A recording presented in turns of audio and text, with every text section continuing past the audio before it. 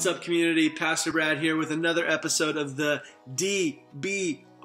Yep, I just learned sign language for that because, I like to learn new things. But glad you guys are here joining us on another daily Bible reading. Now, I've got a question for you. It might be a weird question.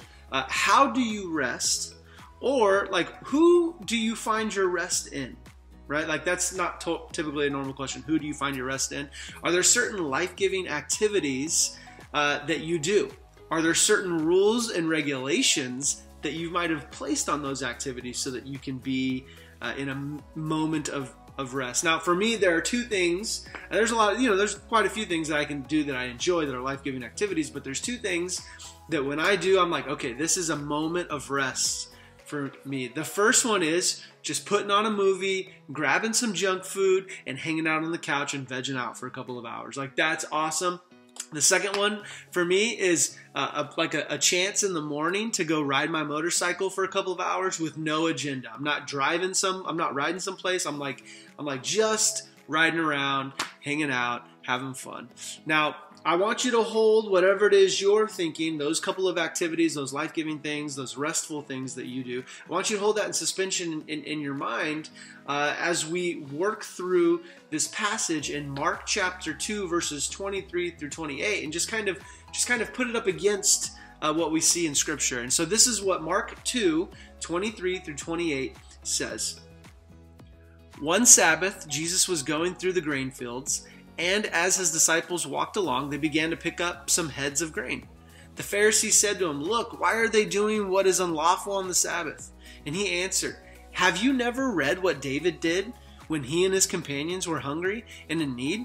In the days of Abiathar, the high priest, he entered the house of God and ate the consecrated bread, which is lawful only for the priest to eat.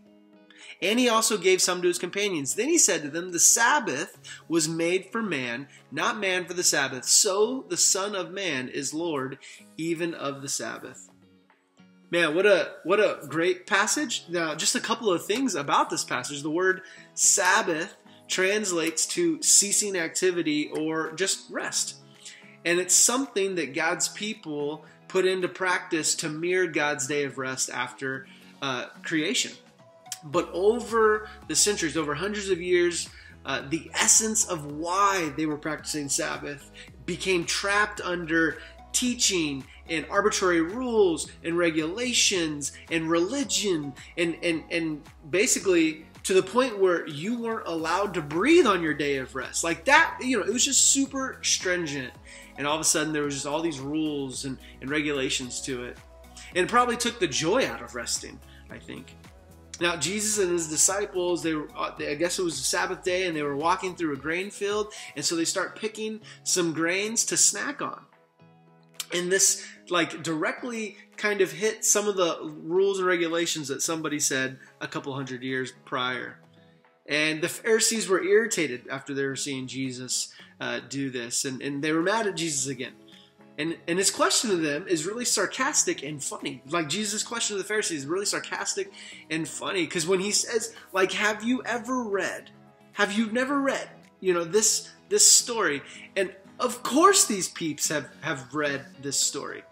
They're the religious experts of the day. They're the pastors of the day. They're the elders of the day. Of course they've read this story. The moment Jesus shares the story, they know exactly what he's talking about. But Jesus asking the question sort of puts them on blast. Yeah, you've read it, but guess what? You have totally missed the point. You have clearly missed why we have Sabbath.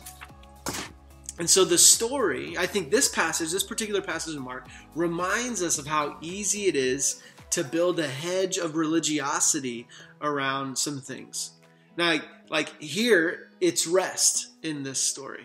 And there were generations of rules and regulations and religion that kind of made it hard, and that's how you enter rest. And I don't think we've changed. That might be an awkward thing to have to admit. And sometimes it's more of a burden for people to find Jesus. Sometimes it's more of a burden for people to walk through a grain field than it is to just find rest. And so what Jesus is saying is this shouldn't be a burden. Rest is a beautiful, beautiful blessing. And then Jesus brings the hammer down in verse 27 and 28 when he says, Sabbath was made for man, not man for the Sabbath. And the Son of Man, Jesus, is Lord of the Sabbath. Notice Jesus didn't say Lord on the Sabbath. He said of the Sabbath, establishing, again, that Jesus is the King. And he's a greater king than the rules of religion. He's the King of blessing and rest. He is the King of blessing and rest. Jesus is the King your heart needs for rest. Jesus is the King that your heart needs for rest. Now, maybe you've lost your job or you've started a new relationship.